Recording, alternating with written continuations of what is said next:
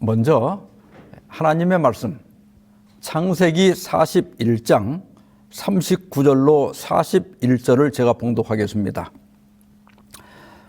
요셉에게 이르되 하나님이 이 모든 것을 내게 보이셨으니 너와 같이 명철하고 지혜 있는 자가 없도다. 너는 내 집을 다스리라.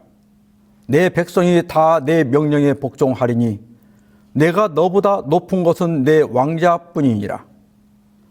바로가 또 요셉에게 이르되 내가 너를 애굽 온 땅의 총리가 되게 하노라 하고. 오늘은 노예에서 총리로라는 제목으로 그리스도인의 중요 자질 중 신실성에 대해 말씀을 나누고자 합니다. 먼저 시 한 편을 감상해 보겠습니다. 차 마시고 나서 봄 떠나니 문득 늑수그레한 산, 구름 벗어나자 가부태진 바위, 소나무 잣에 꽉 찬 듯이 비고 대나무 더없이 맑고 기운 차다. 가난해도 마음 놓고 웃는다지만 시 거칠면 좋은 이름 어찌 얻을까? 아이에게 거듭거듭 부지런하라며 스승께 받은 대로 살아내네. 이 시 어떤가요? 이 시는 조선 후기 다산 정약용의 제자인 황상이라는 사람이 지은 겁니다. 다산은 정조가 서거한 후 남인에 대한 숙청 작업으로 강진에 유배되었습니다. 다산은 동구박 주막집 뒷집에 어렵게 거처를 마련한 후 그 이듬해인 1802년 10월에 사의제라는 서당을 열었습니다. 며칠 후에 그 주막집 앞길에서 공놀이를 하고 있는 아이들을 불러서 공부를 하라고 권했습니다. 그 아이들 중에 황상이라는 아이가 있었는데 나이는 15살이었고 지방 하급 관리인 아전의 아들이었습니다. 다산이 공부를 권하자 황상은 머뭇거리더니 부끄러워하면서 이렇게 말했습니다. 저에게는 3가지 병통이 있습니다. 첫째는 아둔하고, 둘째는 앞뒤가 꽉 막히고, 셋째는 미혹합니다. 황상은 자신이 공부하기에 부족한 이유로 둔할둔, 막힐 채, 어근버근할 알을 들었습니다. 어근버근하다는 것은 뭐가 이렇게 잘 맞지 않아가지고 어긋나 있다는 뜻인데 어리석다, 미련하다는 뜻으로 쓰입니다. 그러자 정약용은 황상이 말한 둔, 채, 알에 민, 예, 첩으로 대꾸를 맞추면서 이렇게 말했습니다. 배우는 사람에게 3가지 큰 병폐가 있는데 너는 그것이 없구나. 암기력이 민첩한 사람의 패단은 공부에 소홀한 것이고, 문장력이 날랜 사람의 패단은 글이 들떠 날리는 것이고, 이해력이 빠른 사람의 패단은 사색이 없어 거칠고 조악하다. 대젓둔하지만 계속 파고들면 식견이 넓어지고, 막혔다가 뚫리면 그 흐름이 성대해지며, 미련한데도 꾸준히 연마하면 빛나게 된다. 재빠른 천재보다 미혹한 둔재의 노력이 훨씬 더 큰 성취를 이룰 수 있다는 뜻입니다. 그러면서 3근계를 써 주었습니다. 파고들려면 어떻게 해야 하는가? 부지런해야 한다. 뚫으려면 어떻게 해야 하는가? 부지런해야 한다. 연마하려면 어떻게 해야 하는가? 부지런해야 한다. 그렇다면 부지런하려면 어떻게 해야 하는가? 마음가짐을 확고히 해야 한다. 왈변심학, 가로왈, 잡을병, 마음심, 구둘확. 마음가짐을 확고히 해야 한다. 즉 신실해야 한다는 말입니다. 황상은 스승의 삼근계를 명심두골, 마음에 새기고 뼈에 아로새겨 평생 공부에 매진했습니다. 오죽하면 이게 항상 그 만작거리던 삼근계가 너덜너덜해져 가지고 나중에 다산의 아들 정약연이 새로 써줄 정도였습니다. 그 결과 황상은 당대에 손꼽히는 문장가가 되었고, 추사 김정희와 당대 최고의 학자이며 영의정까지 지낸 권돈인, 그리고 소위 선사 등 당대의 명사들과 교류하게 됩니다. 특히 추사는 제주도 유배에서 풀려나자마자 집으로 가지 않고 강진으로 가서 황상을 만날 정도였습니다. 황상은 관직에 나가지 않았고 스승의 가르침을 따라 산속에 작은 집 한 채 마련해 농사를 지으면서 평생 학문에만 정진하였습니다. 그리고 60년이 흘러 75세가 되었을 때 자신의 임술기에 이렇게 적었습니다. 크게 이룬 것은 없지만 스승의 말씀을 받들어 지켰노라. 여기서 아까 읽은 시의 하단부를 다시 한번 읽어봅시다. 가난해도 마음 놓고 웃는다지만 시 거칠면 좋은 이름 어찌 얻을까.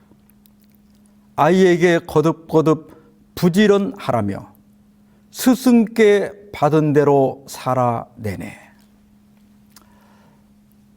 지금 시각으로 보면 벼슬을 할 것도 아니고 돈을 벌 것도 아닌데 공부에 평생을 바친 황상을 어리석다 할지도 모르겠습니다. 그러나 어차피 황상은 중인 신분으로 출세에 한계가 있었습니다.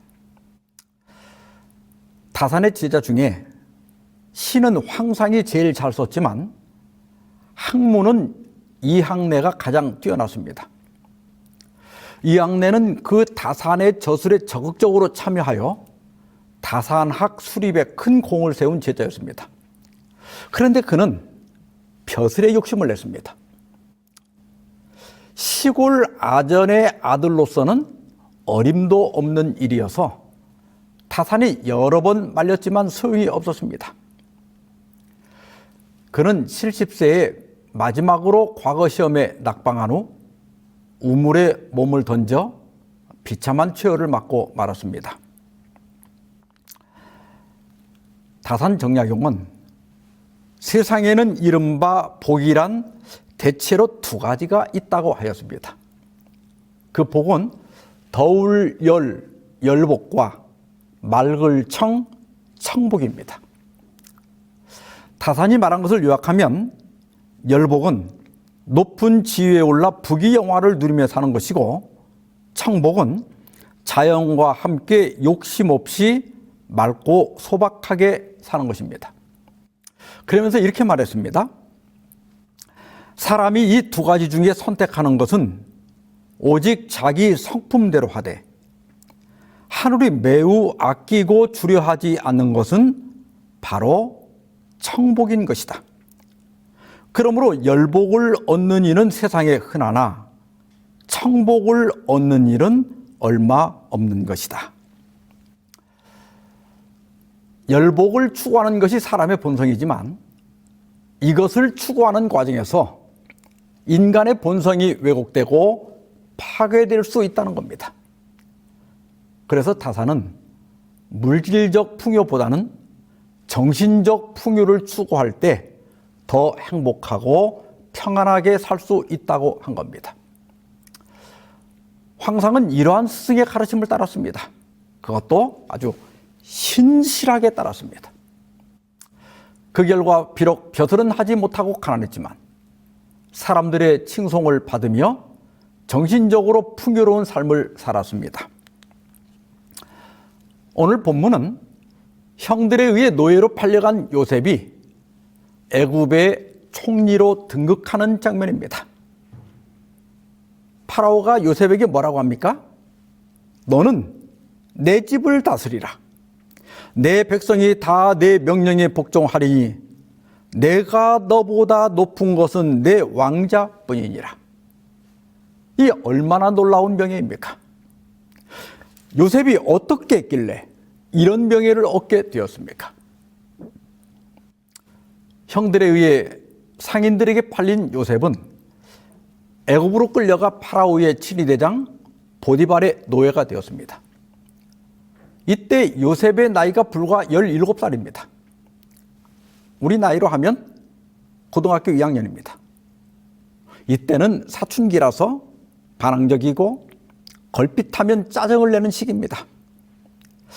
아버지의 편애를 받다가 노예가 되었으니 보통 아이들 같았으면 분노하고 반항하며 하나님을 원망했을 겁니다.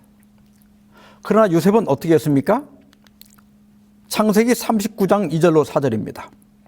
여호와께서 요셉과 함께 하심으로 그가 형통한 자가 되어 그의 주인 애굽 사람의 집에 있으니 그의 주인이 여호와께서 그와 함께 하심을 보며 또 여호와께서 그의 범사에 형통하게 하심을 보았더라.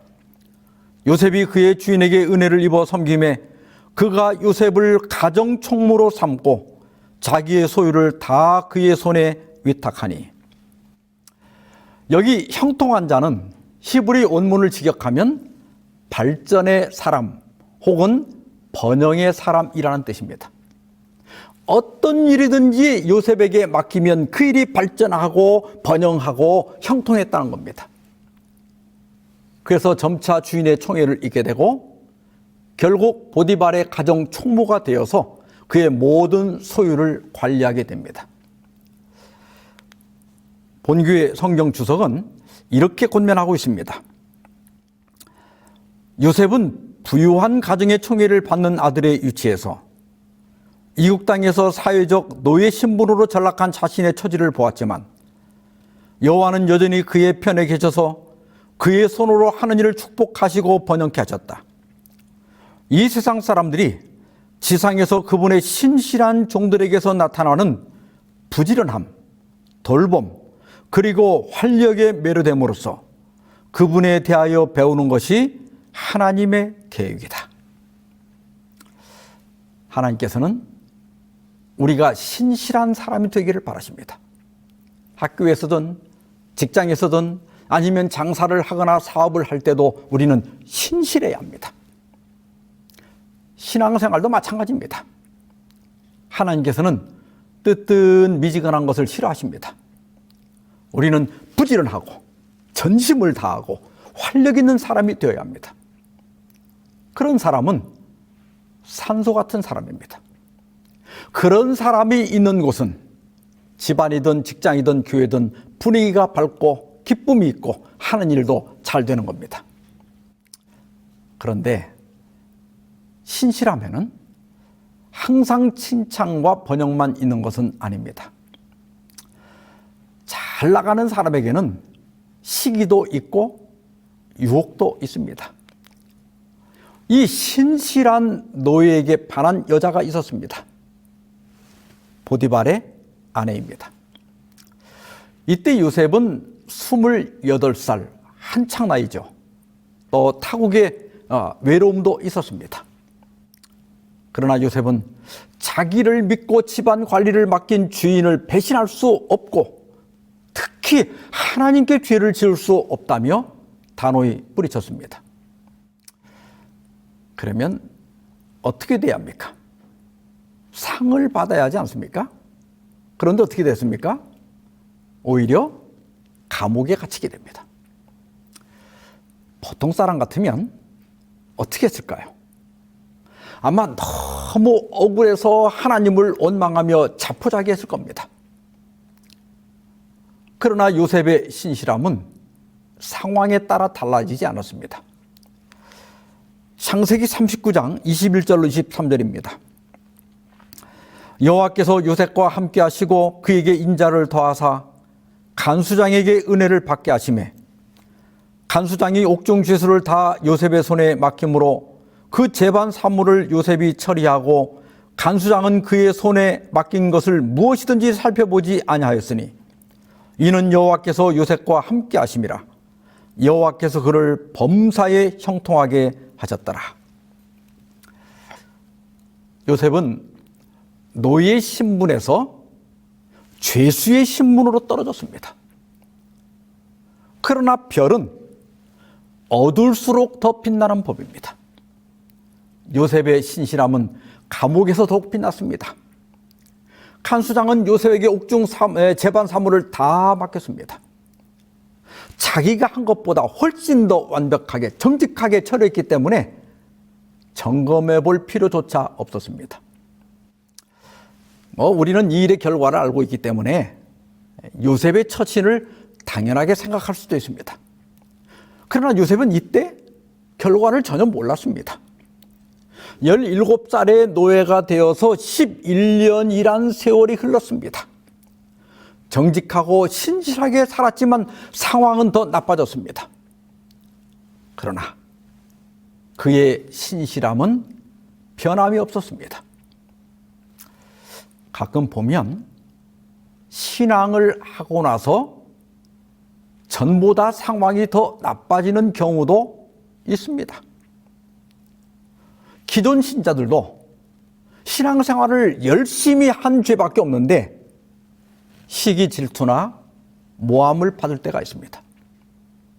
그래서 오히려 교회에서 실망을 당하고 상처를 받는 분들이 있습니다. 정말 이런 짓들은 하지 말아야 합니다.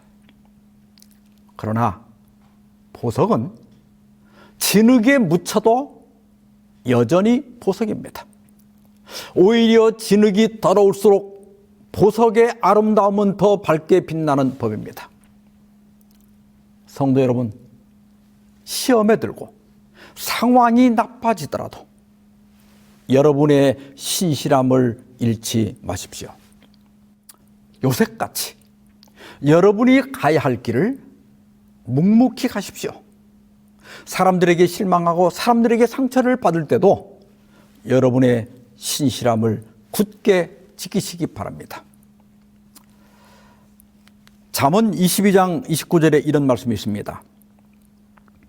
내가 자기 일에 능숙한 사람을 보았느냐?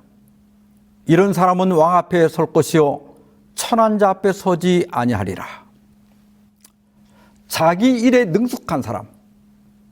이전 개역 성경에서는 자기 일에 근실한 사람으로 번역했었습니다. 히브리 원문은 마이르인데 어떤 일을 부지런하면서도 솜씨 있게 처리하는 사람을 가리킵니다. 신실한 사람을 가리키는 거예요. 이러한 사람은 왕 앞에 설 것이요 천한 자 앞에 서지 아니하리라. 신실함은 반드시 보상을 받는다는 뜻입니다.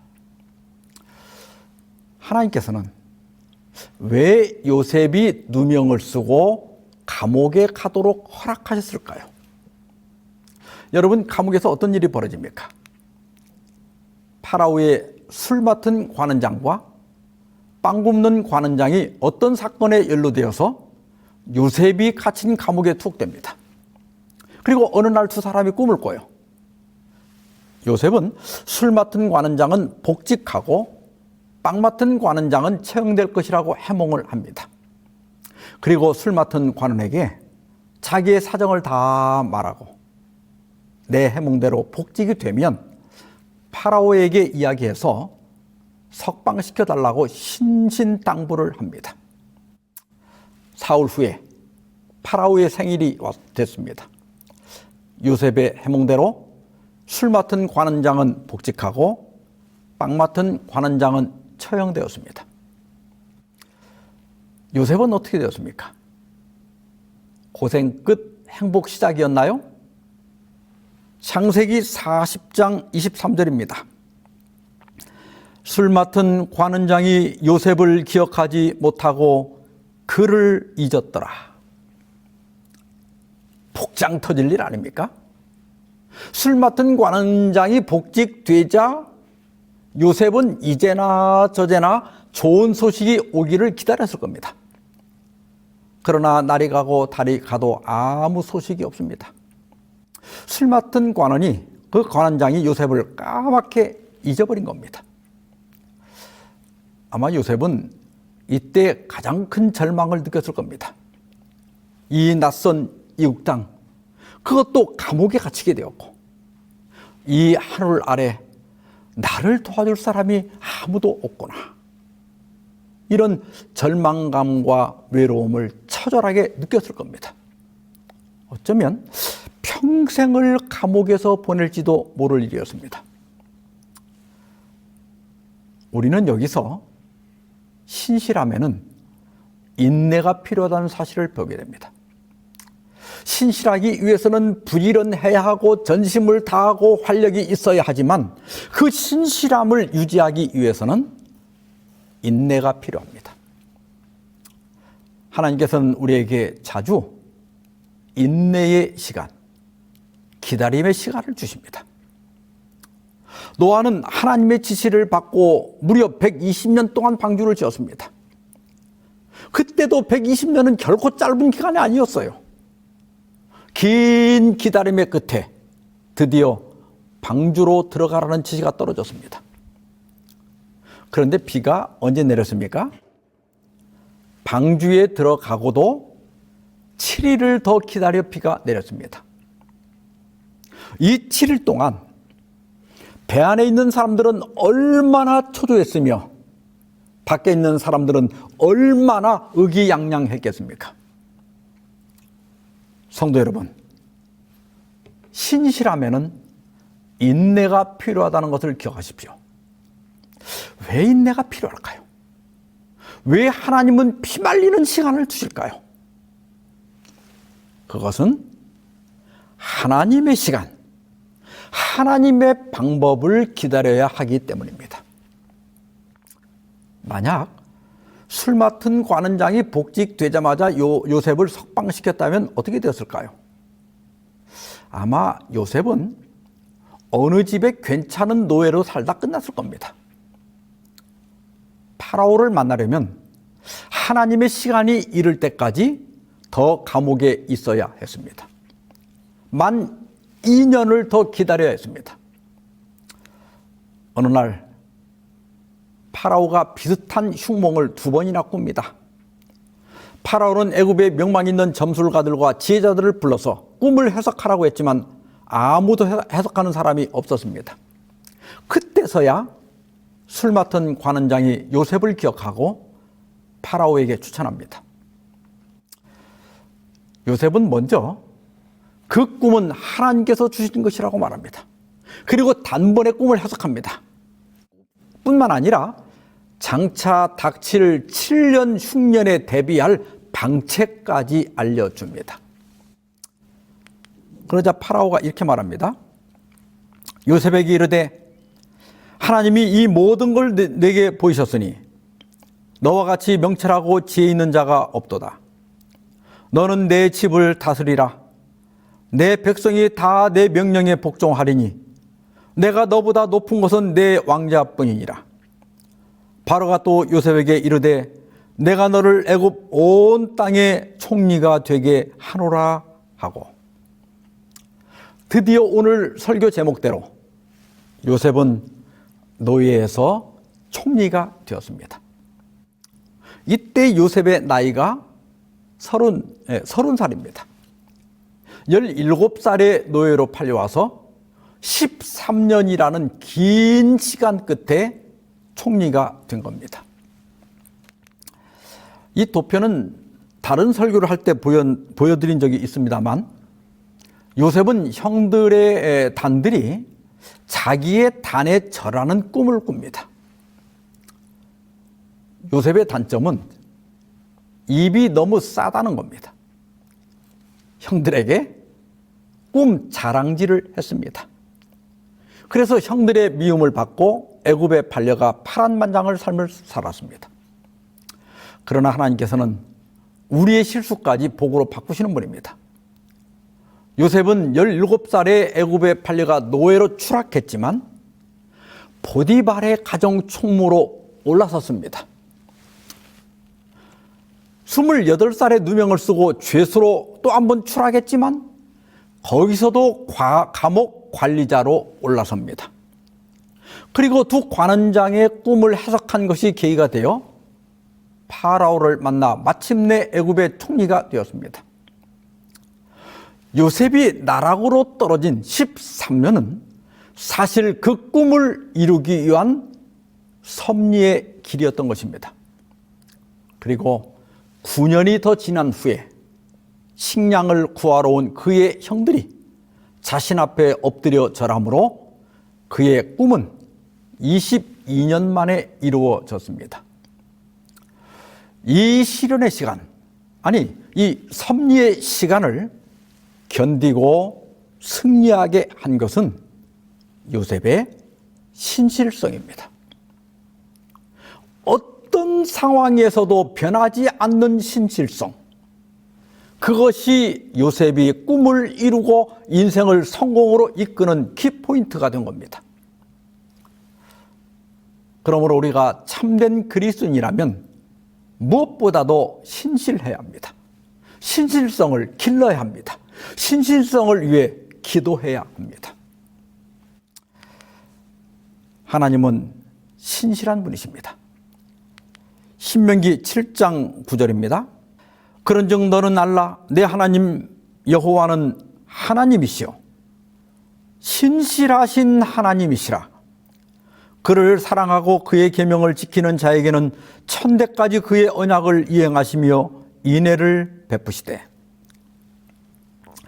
여기 신실하시는 히브리어로 아만인데 여기서 아멘이라는 단어가 나왔습니다.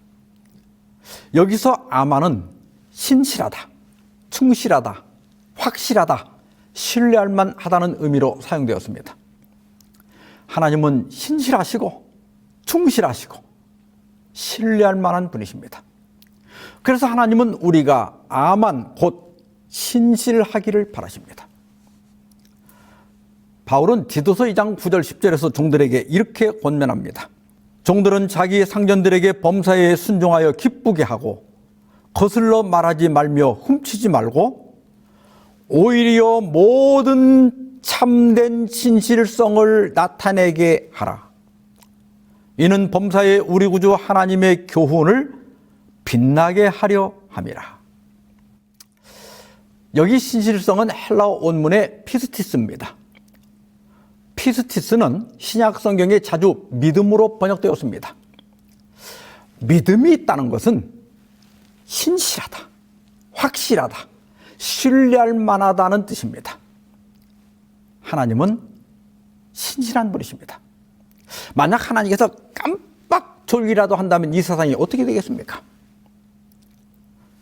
신실하신 하나님은 그의 백성들이 신실하고 확실하고 믿을 수 있는 사람이 되기를 바라십니다. 믿음의 사람은 신실한 사람입니다. 우리가 신실할 때 범사에 우리 구주 하나님의 교훈이 빛나게 된다는 겁니다. 우리 신앙의 아름다움은 신실함을 통해 드러나게 되는 겁니다. 신실한 사람들에게 나타나는 특징은 성실함, 책임감, 인내심, 정직성, 긍정성, 규칙성, 일관성, 감사, 이런 것들입니다.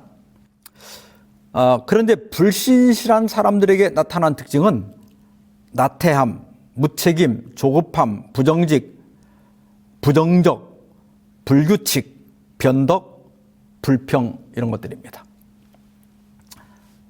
현대는 인스턴트 시대입니다.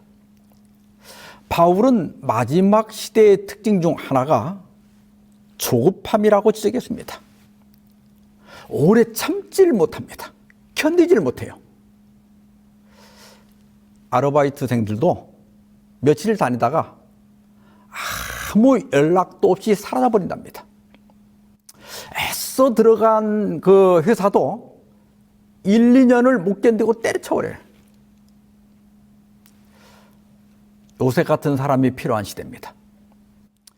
급변하는 세대에서 신실함과 우직함이 답답해 보일지는 모르겠습니다. 그러나 하나님이 찾는 사람은 신실한 사람입니다. 1월 달에 신실함이 12월에도 여전한 사람, 10년 후에도 여전히 지금의 신실함을 간직하고 있는 사람, 어떤 직분이든지 안심하며 맡길 수 있는 사람, 그 사람이라면 틀림이 없다고 인정받는 사람, 그런 그리스도인이 되어야 합니다. 다산의 제자 황상과 같은 신실함과 우직함이 출세를 하거나 돈벌이에는 크게 도움이 안 될지 모르지만 천국 가는 데는 가장 확실한 보증이 됩니다. 1897년에 강철왕 앤드류 카네기는 자신의 후계자로 35살의 찰스 슈왑을 지명해서 세상을 놀라게 했습니다. 슈왑은 독일계 이민자의 아들로 태어나 펜실베니아 로레토에 있는 세인트 프란시스 칼리지에 입학했지만 돈을 벌기 위해서 2년 만에 중퇴했습니다. 식료품 점원으로 잠시 일한 후에 19살에 카네기가 운영하는 한 제철소에 말뚝과 체인을 옮기는 운전기사로 입사하였습니다. 얼마 후에 대리가 되고 7년 후에는 총감독이 됩니다. 이렇게 초고속 승진을 거듭하여 불과 35살에 연봉 100만 달러, 하루에 3,000달러를 받는 홈스테드 제철소의 사장이 됩니다. 카네기의 후계자로 지명을 받자 그는 자기는 대학을 나온 것도 아니고 보다 유능한 사람을 뽑으라며 사양을 했습니다. 그러자 앤드류 카네기가 이렇게 말했다고 합니다. 우리 회사의 사장은 학벌이 필요한 자리가 아닐세. 자네는 미국에서 가장 현금이 많은 회사의 사장으로서 학벌 좋은 유능한 사람을 채용하여 일을 시키면 되는 걸세. 자네가 갖고 있는 성실과 충성된 부지런함이야말로 사장에게 있어야 할 가장 필요한 자격인 걸세. 오늘 설교를 준비하면서 제 머릿속에는 하스테반 찬양 선교사가 작사한 신실하게 진실하게라는 찬양이 자꾸 맴돌았습니다. 이 찬양은 아까 제가 소개한 신명기 7장 9절과 시편 117편 2절을 바탕으로 만들었다고 합니다. 1절만 읽어보겠습니다. 신실하게 진실하게 거룩하게 살게 하소서. 신실하게 진실하게 거룩하게 살게 하소서. 하나님, 나의 마음 만져주소서. 하나님, 나의 영혼 새롭게 하소서. 기도하십시다. 자비로운 주님, 방금 읽었던 찬양처럼 저희를 신실하게, 진실하게, 그리고 거룩하게 살게 하여 주시옵소서. 저희로 근면하고 전심을 다하며 활력 있는 사람이 되게 하셔서 범사의 우리 구주 하나님의 교훈을 빛나게 하는 그런 그리스도인이 되게 하여 주시옵소서. 요셉과 같이 상황이 불리해질 때도 조급하거나 의심하거나 불평하기보다 여전히 신실하며 여전히 인내하며 하나님의 시간과 하나님의 방법을 기다리는 믿음을 갖게 하여 주시옵시기를 우리 주 예수님의 이름으로 기도하옵나이다. 아멘.